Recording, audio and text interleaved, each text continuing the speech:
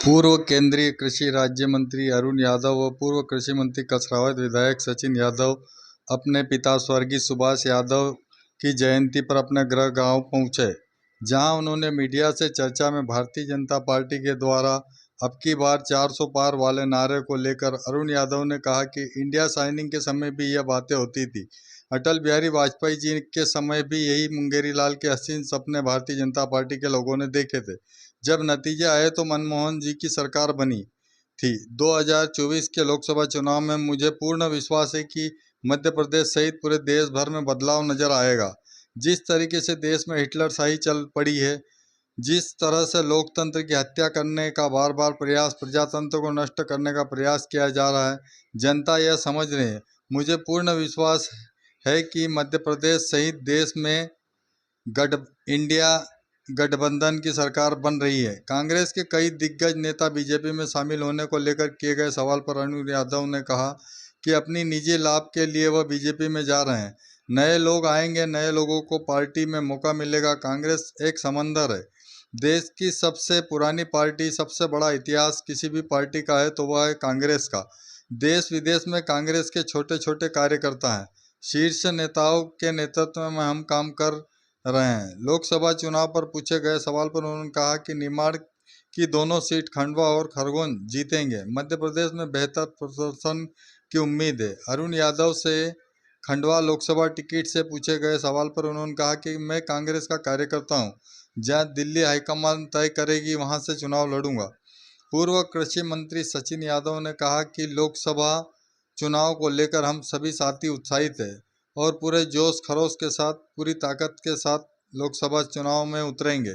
जो हमारे देश की 80% आबादी है और देश की अर्थव्यवस्था कृषि आधारित है, उन किसानों के जो मुद्दे हैं, भारतीय जनता पार्टी की सरकार में उसे नज़रअंदाज किया जा रहा है।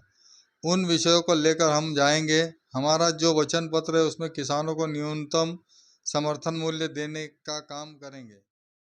हम देखिए चुनाव सामने और बीजेपी 400 पार का नारा दे रही है। फिर ये मैं हर बार कहता हूँ कि इंडिया शाइनिंग के समय में भी यही बातें हुआ करती थी। अब याद करिए 2003 में जब अटल बिहारी जी के बाद मनमोहन सिंह की सरकार बनी, यही मुंगेरी लाल के हसीन सपने भारतीय जनता पार्टी के लोगों ने देखे थे।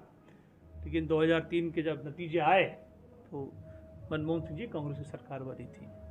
उसी प्रकार 2024 के लोकसभा चुनाव में मुझे पूर्ण विश्वास है कि मध्य प्रदेश के सहित पूरे देश भर में बदलाव की बयार नज़र नहीं आ रही है। और जिस तरह से एक हिटलरशाही देश में चल पड़ी है, जिस तरह से लोकतंत्र की हत्या बार बार करने का प्रयास, प्रजातंत्र को नष्ट करने का प्रयास किया जा रहा है, तो जनता ये समझ रही है। और मुझे पूर्ण विश्वास है मध्य प्रदेश सहित देश में अब हमारा जो गठबंधन इंडिया का, उनकी सरकार अब बनी। भैया कई कांग्रेसी बीजेपी में जा रहे हैं, उसको लेकर क्या कहेंगे? देखिए, ये तो बेहतर उन्हीं लोगों से पूछा जाए जो गए हैं। और मैं समझता हूँ कि क्षणिक लाभ के लिए, अपने निजी लाभ के लिए जो जा रहे हैं, प्लान हो रहा है। अच्छा है, नए लोग आएंगे, नए लोगों को मौका मिलेगा पार्टी में। और मैं समझता हूँ कि कांग्रेस एक समंदर है, देश की सबसे पुरानी पार्टी है, सबसे बड़ा इतिहास विश्व में किसी पार्टी का है तो कांग्रेस का है। तो हम सब कांग्रेस के, हम जैसे बहुत तमाम हज़ारों की तादाद में देश प्रदेश में कांग्रेस के छोटे छोटे कार्यकर्ता हैं, जो राहुल जी, सोनिया जी, मनमोहन सिंह जी, खड़गे जी के नेतृत्व में हम लोग काम करते हैं। और मुझे विश्वास है कि फिर से वही इतिहास जो 2023 में हमने रचा था, इंदिरा जी के समय रचा था, देश में टेक्नोलॉजी का जनक राजीव गांधी जी के समय हमने रचा था, वो पुनः उसको स्थापित हम देश में, प्रदेश में करेंगे। ये अंतिम सवाल, आज लोकसभा चुनाव को लेकर जैसे स्वर्गीय सुभाष यादव जी का जन्मदिवस भी है, तो कांग्रेस कार्यकर्ताओं ने क्या संकल्प लिया? हमने यही संकल्प लिया है कि हम निमाड़ अंचल की दोनों सीटें, खरगोन लोकसभा, खंडवा लोकसभा हम जिताएंगे। और दृढ़ संकल्पित हम लोग हैं। प्रदेश में कांग्रेस की बेहतर प्रदर्शन की हमें उम्मीद है।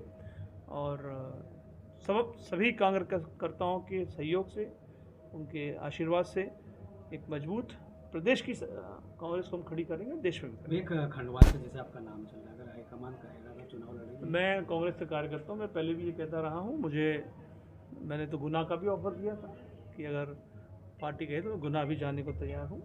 जहाँ भी दिल्ली हाईकमान तय करेगी मुझे कहाँ काम करना है, मैं वहाँ जाकर काम करूँगा। नहीं, देखिए निश्चित रूप से हम सभी साथी उत्साहित हैं और पूरे जोश खरोश के साथ, पूरी ताकत के साथ हम इस लोकसभा के समर में उतरेंगे। और जो हमारे देश की जो 80% आबादी है, जो हमारे देश की जो अर्थव्यवस्था है, जो कृषि आधारित है, उन किसानों के जो मुद्दे हैं जिनको लगातार इस भारतीय जनता पार्टी की 10 साल की सरकार में जिनको नज़रअंदाज किया जा रहा है, उन विषयों को लेकर के हम जाएंगे। हमारी सरकार ने आदरणीय राहुल गांधी जी के नेतृत्व में, आदरणीय हमारे अध्यक्ष खड़गे जी के नेतृत्व में, आदरणीय सोनिया जी के नेतृत्व में हमने हमारा जो वचन पत्र हमने तैयार किया है, जहां पर किसानों को न्यूनतम समर्थन मूल्य देने की बात हम लोग सरकार बनने के बाद स्वामीनाथन कमेटी के अनुसार देने का काम करेंगे।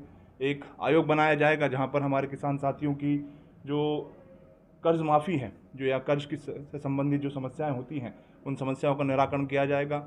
एक तरफ सरकार में बैठे लोगों ने लगभग 16 लाख करोड़ रुपए से अधिक का बड़े बड़े उद्योगपतियों, धरना सेठों के कर्ज माफ़ करने का काम किया, लेकिन जब किसान की बात आती है तो ये हमेशा कदम पीछे हटाने का काम करते हैं। ये कितनी सीटें आएगी प्रदेश में? हमारा पूरा प्रयास है कि अधिक से अधिक जो है सीटें कांग्रेस के पास। खंडवा लोकसभा जो है प्रत्याशी अभी घोषित नहीं हुआ, अरुण यादव जी का नाम भी प्रमुखता से लिया जा रहा है, तो क्या लगता है चुनाव लड़ेंगे अरुण यादव जी? देखिए, पार्टी का ये फैसला होता है, पार्टी हमारा जो हाईकमान है, हाईकमान जो भी तय करेगा उस निर्णय को हम सब लोग सर्वमान्य करेंगे।